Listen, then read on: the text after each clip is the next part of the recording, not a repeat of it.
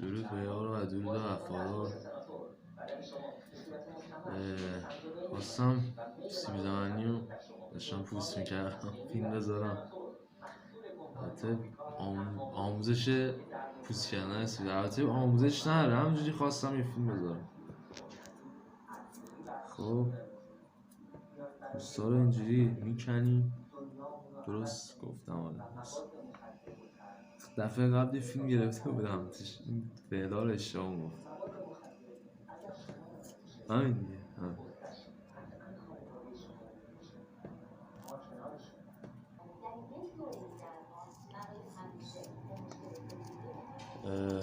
خواستم اینم بگم که هر کاری که آدم انجام میده اول باید کیفیتش رو رعایت کنه. بعد که کیفیت رو رعایت کرد سرعت رو یه ذره ببر بالاتر، تمپو رو یه ذره بیشتر، چون کمیت و کیفیتی که اون کارو به اصطلاح درست در میاره. همین.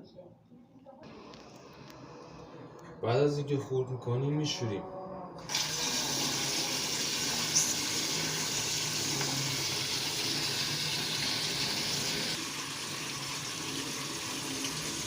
بعد از اینکه پوست میکنیم میشوریم. به همین راحتی. دشواری نداریم اینجا. میریم مرحله بعدی. اینا رو اینجوری حلقه میکنیم، خورد میکنیم که بره برای سرخ کردن. به همین سادگی میشه یه غذای خوب داشت، یه غذای ساده و خوب. اصلا حتما هم نیاز نیست همیشه غذای چه بدم گرون و فلان بپزید. به همین سادگی میشه داشت.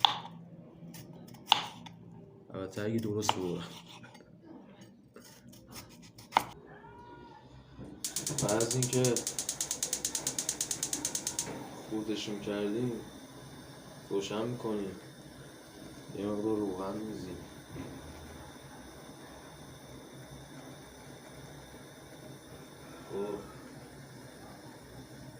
روغن میزیم وای میسیم تا داغ شه. بعد سیب زمینی رو میزیم و همین راحتی غذای ساده در داغ شه.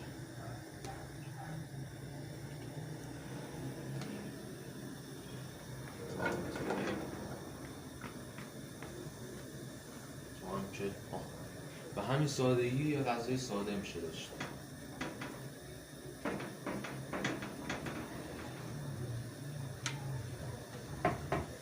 بعدش هم میذاریم قشنگ. بعد که یه ذره داغ میشه و اینا سرخ میشه، کمی نمک و کمی فلفل،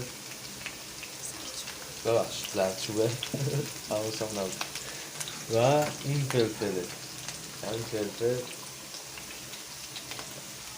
من که زیاد آشپزی نکردم که، ولی اب نداره. اصلا یه ویدیو بذارم که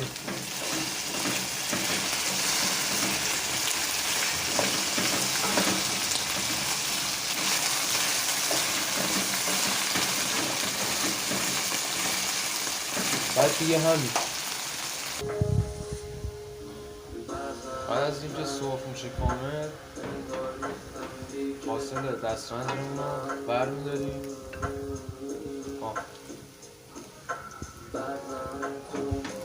خوشه هم یه ذره آهنگ میوتم گوش کنیم.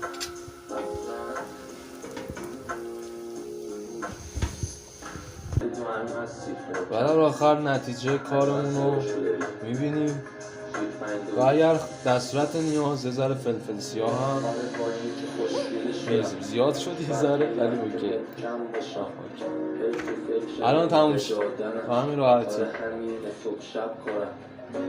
بفرمایید.